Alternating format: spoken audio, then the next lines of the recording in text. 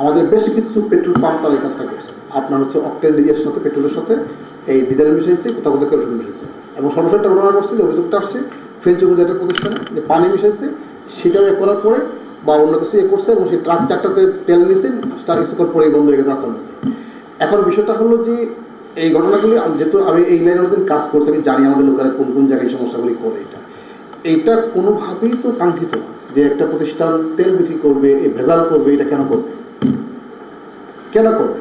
গাড়িগুলো যে সেন্সিটিভ হয়ে গেছে, এই সেন্সিটিভ গাড়িগুলোতে ইএফআই ইঞ্জিন, এগুলো তো ডিজেলের মধ্যে, পেট্রোল অকটেনের মধ্যে কেউ কেরোসিন বা ডিজেল ছাড়বে, গাড়ি তো চলবে না, ইন্ডিকেট করবে। এবং কম্পিটিশন যে এখন বর্তমান মার্কেট, এই মার্কেটে কেউ যদি এগুলা করে ওর পাম্পে কেউ গিয়ে গাড়ি ঢুকবে না কোনো সময়।